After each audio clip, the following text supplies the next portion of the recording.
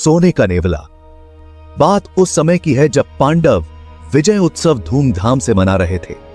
धर्मराज ने सभी राजाओं को बुलाया था। इस अवसर पर वह अपनी प्रजा को अन्न दान दे रहे थे। अचानक एक नेवला वहां आया और जमीन पर लौटने लगा। वह इंसान की आवाज में जोर जोर से हंसने लगा। सभी उसे आश्चर्य से देखने लगे।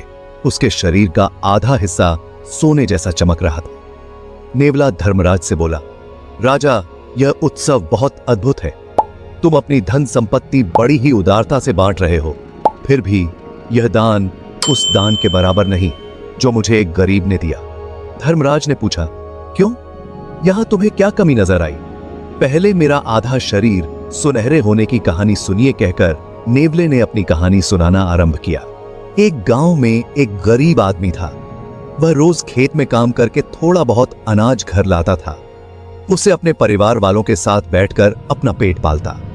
एक बार गांव में अकाल पड़ा। खाने के लिए कुछ नहीं मिला। 3 दिन तक भूखे रहने के बाद उस गरीब आदमी को कुछ अनाज के दाने मिले। उन्हें पीसकर उसने अपनी पत्नी, बेटे और बहू के साथ बांट लिया। अचानक एक वृद्ध यात्री वहां आ पहुंचा। उसने कहा, मैं बहुत भूखा हूं, कृपया मुझे खाने के लिए कुछ दीजिए। उस गरीब आदमी ने अपने हिस्से का खाना उसे दे दिया, मगर वृद्ध फिर भी भूखा था। उसने और भोजन मांगा। गरीब आदमी की पत्नी ने तुरंत अपना हिस्सा दे दिया, लेकिन वृद्ध की भूख नहीं मिटी। यह देखकर गरीब आदमी के बेटे ने भी अपने हिस्से का भोजन उसे दे दिया। उसने उसे भी खा लिया, फिर और भोजन मांगा। अंत में गरीब आदमी की बहू ने भी अपना हिस्सा उसे दे दिया। तब जाकर वृद्ध की भूख मिटी।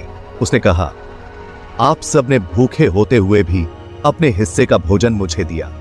राजाओं द्वारा कराए गए यज्ञ और दान भी इसकी बराबरी नहीं कर सकते। उसने सभी को आशीर्वाद दिया और गायब हो गया। मैं यह सब छुप कर देख रहा था। जैसे ही मैं धीरे से बाहर आया, वहां जमीन पर बिखरा हुआ थोड़ा सा आटा मेरे शरीर के आधे हिस्से से चिपक गया। वह हिस्सा सुनहरे रंग में बदल गया। मेरे शरीर का एक हिस्सा वैसे का वैसा ही रह गया। उस दिन से मैं जगह जगह की यात्रा कर रहा हूं। लौट लौट कर दिखाता हूं कि मेरे शरीर का बाकी हिस्सा सोने का बनता है कि नहीं। अभी तक तो ऐसा नहीं हुआ।